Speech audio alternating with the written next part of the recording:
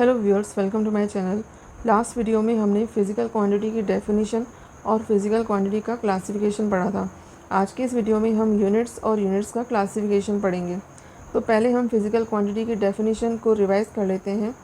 Physical quantity, a physical quantity is any property of a material, object or system that can be measured numerically along with the unit. Physical quantity किसी object या material की ऐसी property होती है जिसको हम major कर सकते हैं, या फिर ऐसी चीज़ें जिनको हम मेजर कर सकते हैं, नाप सकते हैं, ऐसी चीज़ों को हम फ़िज़िकल क्वांटिटी कहते हैं। जैसे कि टाइम, मास, करंट, टेम्परेचर, इन सब को हम न्यूमेरिकली मेजर कर सकते हैं, तो इनको हम फ़िज़िकल क्वांटिटी कहते हैं। इसके बाद हम पढ़ेंगे यूनिट्स क्या होती है। वर्ड्स और group of symbols which are used to measure the physical quantities are called units. Physical quantities को मेजर करने के लिए हम जिन सिम्बल्स का यूज़ करते हैं उन्हें हम यूनिट्स कहते हैं। जैसे कि मास को हम केजी, ग्राम, टन या फिर क्विंटल में मेजर करते हैं।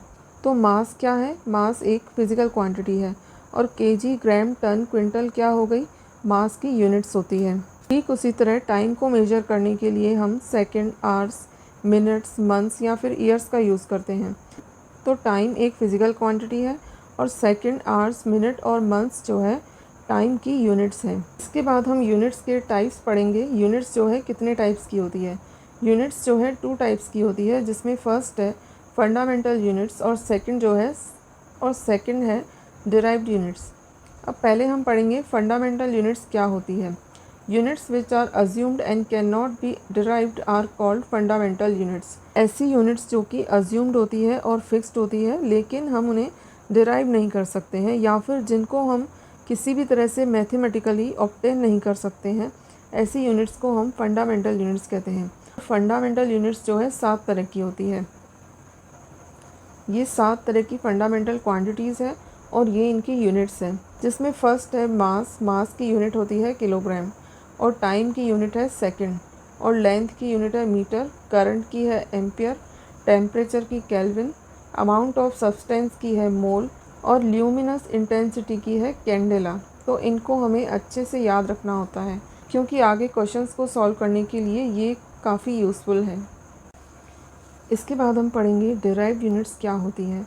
Units which are not fundamental and derived from fundamental units are called derived units.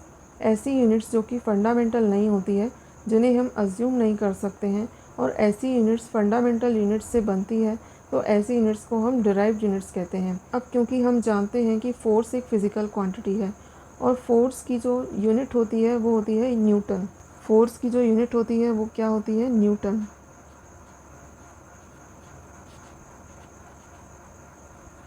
अब क्योंकि हमें पता है कि न्यूटन एक डिराइव्ड यूनिट होती है, तो हम यहाँ सीखेंगे कि ये जो डिराइव्ड यूनिट है न्यूटन, ये बनती कैसे है। अब फोर्स का फॉर्मूला होता है mass multiply with acceleration. Mass multiply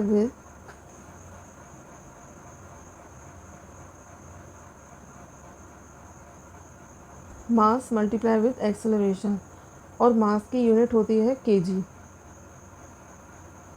multiply with acceleration की यूनिट होती है metre per second square. Metre per second square.